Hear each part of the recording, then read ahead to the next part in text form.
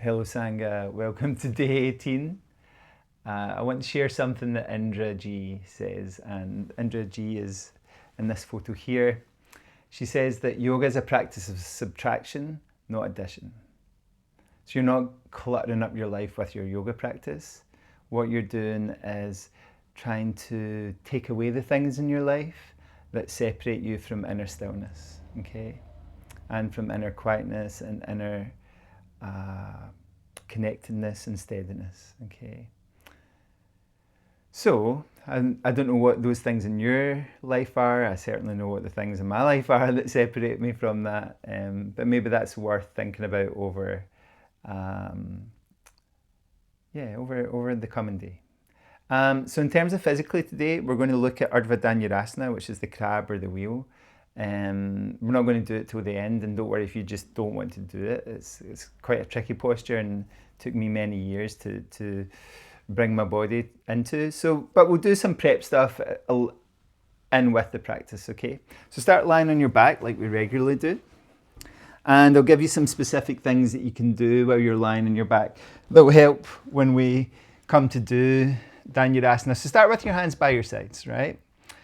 And press your feet into the floor and let your hips rise. And then let your hips come down, okay? And what I want you to do is deliberately push your feet away and notice how you immediately load your shoulders and your neck, okay? So if you're lifting your hips up by pushing your feet away, that's really unhelpful and really creates some tension and stress around our neck and our shoulders, okay? So what I want you to try now is to lift your hips, but this time push straight down. And as you get a little higher, almost pull your heels towards you, like you're trying to pull your hips towards the back of your knees, right? So you're just kind of like going that way. When you feel like your glutes really engage and your hamstrings really engage. Because really to get up into Urdhva Dhanurasana, we need the legs to do a lot of the work. And then let your hips come down, okay? And try that one more time. So you're pushing into the floor. So you're not pushing away, you're pushing down. And then you're pulling under. And you can even walk your fingers towards your heels if you want, okay? And some people can even hold their heels. That has never been something that's been that possible for me. And coming down. But you feel that bridge posture, Setu Bandhasana, fairly tricky, okay? And then hug your knees towards you, okay? And just massage your back into the floor. Let your feet come flat again. This time we're going to take our arms up and over and slide our fingers towards our shoulders and try and point our fingers towards our shoulders and just rest there, okay? We're not going to go near the full posture. We're just preparing our body, and then gently release that, shake off. Take your arms again up over like we normally do, but this time instead of bringing them straight back down, we're going to draw our fingers across the floor and it's almost like you're trying to tuck your fingers underneath your shoulders. And then from there, gently release, okay? And then bring your knees up towards you, move everything from side to side, make circles, one way and the other way. Good. And then roll out to the side that feels good for you, push into the floor and come to seated stable position, stable seated position. I'll never decide which one I want to say first. And then bring your hands towards your knees, bring your fingers in front of your shins, take an inhale, and you exhale, slowly drift forward. Okay. Try and relax into this here. And maybe you can take your elbows wider and your head might come a little bit lower to the floor. Lift your head up, walk your hands off to one side, okay? And then walk your hands off to the other side. Walk them off to the first side again. This time, the hand that's closer to the front, open it all the way up. Good. Let it come down, walk that hand to the other side. And open that hand all the way up. And let it come down, okay? Come back towards the center and go forward again. And then come up. Inhale up with both arms, reaching them up into the air. And as you exhale, turn to one side, letting one hand drop behind, another hand drop to the knee on the opposite side. Inhale, reach up with both arms. Exhale, we're turning. Inhale, reach up with both arms. And exhale, we're turning. Last time, inhale, reaching up. And exhale, we're turning. Inhale, reach up. And shake off on the way down. Get nice and loose through your fingers, through your wrists, through your forearms, through your elbows, through your upper arms, through your shoulders, okay? Switch your position to all fours. So your hands are towards the front of your mat, your knees are towards the center. And we're going to do a little strengthening for our wrists and our arms, okay?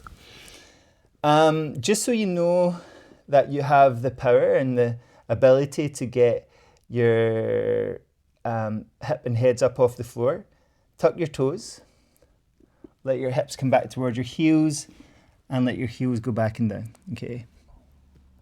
And this is basically the position we'll be in, except we'll be upside down when we do Ardha Dhanurasana, because our hands will be supporting us and our feet will be supporting us. So we know we have the strength to do it. It's just putting the right blocks, the right building blocks in place. So bring your hands forward, or your shoulders forward, sorry, and turn your fingers towards each other and gently rock into them. So a few people have been messaging me about feeling like their upper body is lacking a little bit of strength. So we're going to keep working on that as part of the rest of January's practices. So your fingers are turned out. Good. And then see if you can point one set of fingers to point towards you and gently rock back. Okay. See how that feels. And then see if you can try that on the other side. Pointing fingers back towards you and rocking back.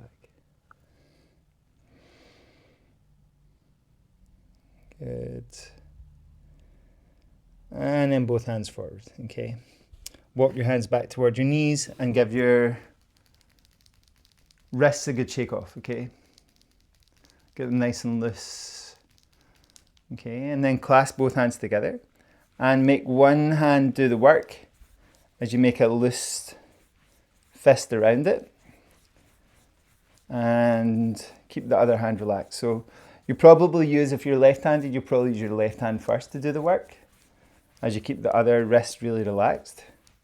And then try the other side. So if you're like me, you're right-handed, you might have done your right hand first, and then trying to make the movement where your left hand is more dominant and your right hand's more relaxed. It feels a bit clunky actually sometimes. And then shake off both wrists, okay? Take both hands forward, tuck underneath your toes, hips back and your heels open up into downward facing dog, and pedal out. Bring your shoulders forward, okay? Your knees can come down if that's more convenient for you. And then back to downward dog. And try that a couple times. Bring your shoulders forward, okay? Holding this plank position without feeling a lot of tension. Your belly will automatically draw in. And then back to downward facing dog. And try that one more time. Good. Holding it here. And last time going back. From this time, from downward facing dog, lift your left leg. Bring your left foot forward outside your left hand. Sinking your hips down. And looking forward. Almost like you're going to spring, right? Feel like you're going to launch yourself forward, okay? And then turn to the left and inhale up with your left hand. Exhale, let it come down. Let your back knee come down and move things around. Side to side, forwards, backwards. This time keep your knee down and inhale up with your left hand. Great. Exhale, let it come down. Push your back heel away. Maybe bring this left foot a bit further in. See if you can squeeze your knee and shoulder together and inhale up with your right hand this time.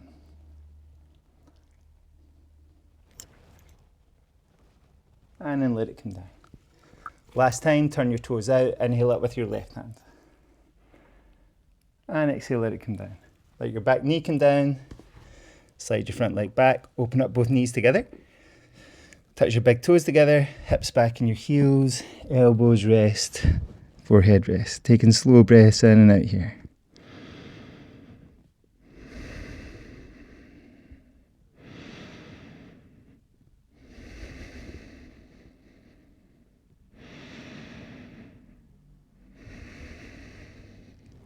Lift your head, lift your elbows, walk your hands back towards your knees, bring your knees together. Okay, before we do the other side that we've just done, and from downward dog, take both arms up and just reach a little bit back. Not too intense, right?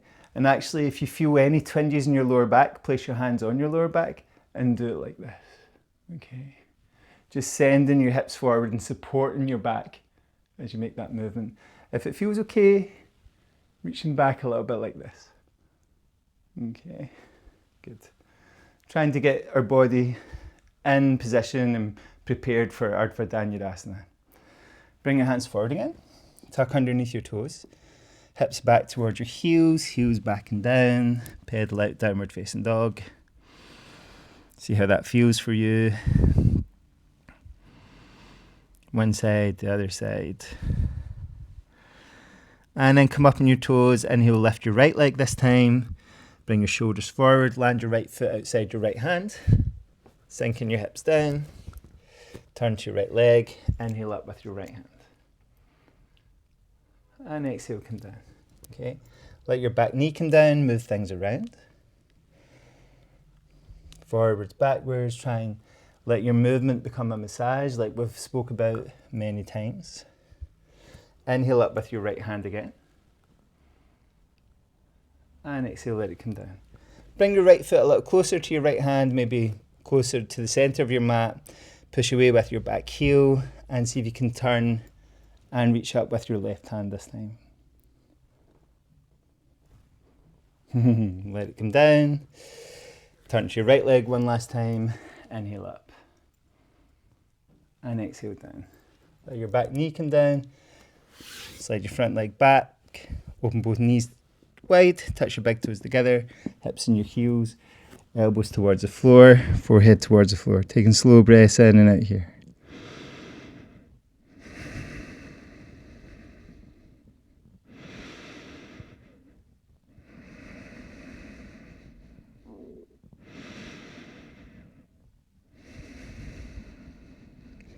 Lift your head, lift your elbows, hands back towards your knees beside each other, hips on your heels, resting into a kneeling position again, okay?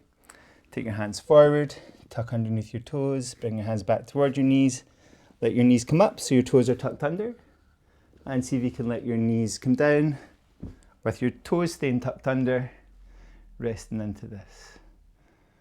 Okay, good. Seeing how this is feeling for you. And then come into a squat.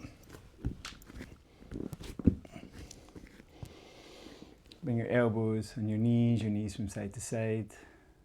And if your squat is feeling quite strong, you can try and walk from a squat. Woo! Try and not lose your balance like me. I have a very wonky floor in my tenement flat, okay? But you can try and walk around from a squat. Okay, it's quite strong in the knees and strong in the hips, so, but if you can, you know,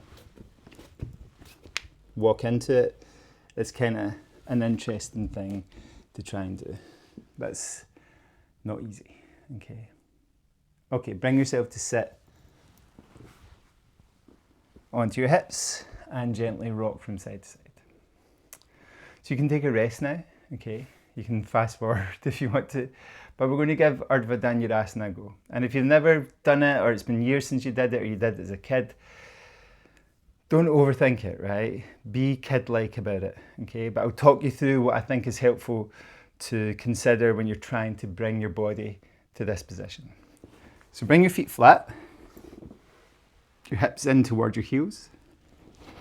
And everybody's slightly different, so you'll have a slightly different way of doing it and things that will help you get into it. But press your feet into the floor And do like we did at the start. So remember, you're not pushing your feet away and loading your shoulders and your neck. You're trying to pull your hips underneath, or your heels underneath your hips. Okay? So there's a lightness up here rather than a heaviness up here. Okay, in terms of your arms, you're reaching up and over, like we did at the start. Bring your fingers to point towards your shoulders. And then everything is just going down at once and your heels are coming underneath. So we're pressing into our hands. They might not be flat to begin with, but hopefully they will come flat. We're pulling underneath and we're letting our heart go up and backwards, okay?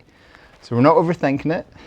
We're just coming up into upward facing bow.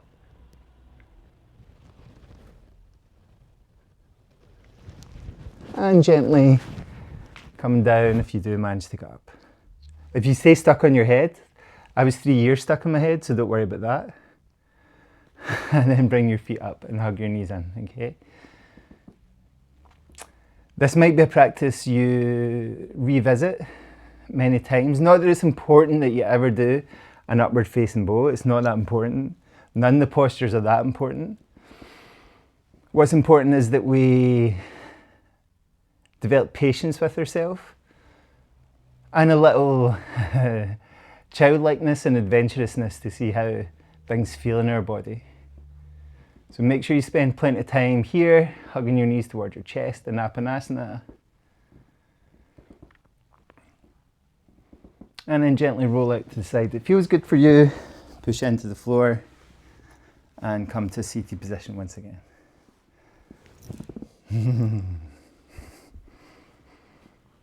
It can be quite exhilarating to come to that posture if it's the first time in a long time, okay?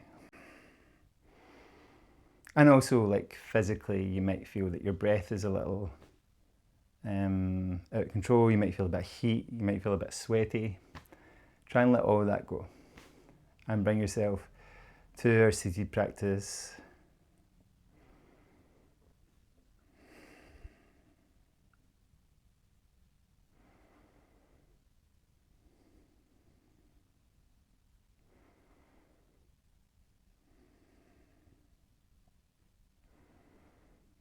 First of all, getting your breath completely under control. Letting go of the physical practice. Remember the quote at the start, our practice is one of subtraction and not addition, okay? So letting go of things, releasing ourselves from the things that we're attached to.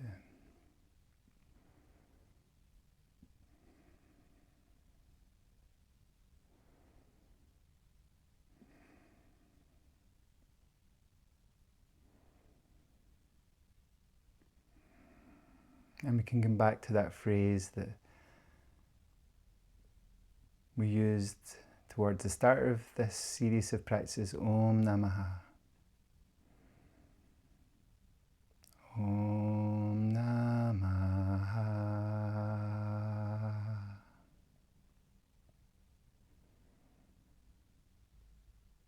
Om Namaha.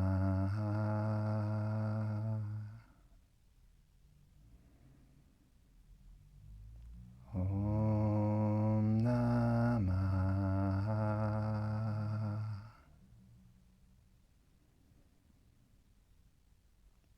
Om Namaha. Not me, not mine. Om Namaha. Letting go, letting go. Om Namaha.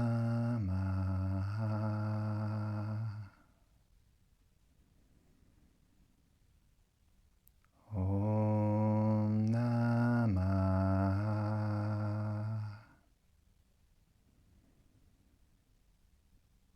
Om Namaha.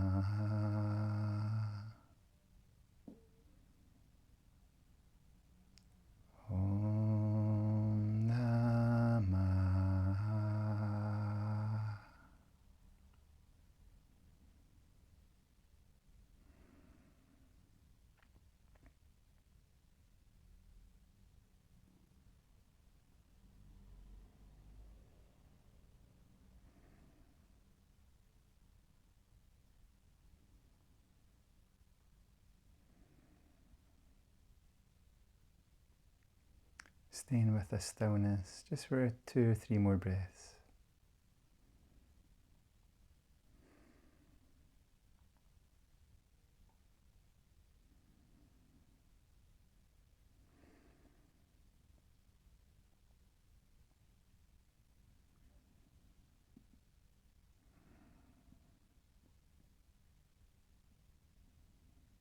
And really holding it dear to you. Never letting it be totally taken away from you. You might have many things that go on in your day that are difficult and upsetting even, but trying to hold on to this quietness and stillness that we practice so hard to achieve, you know.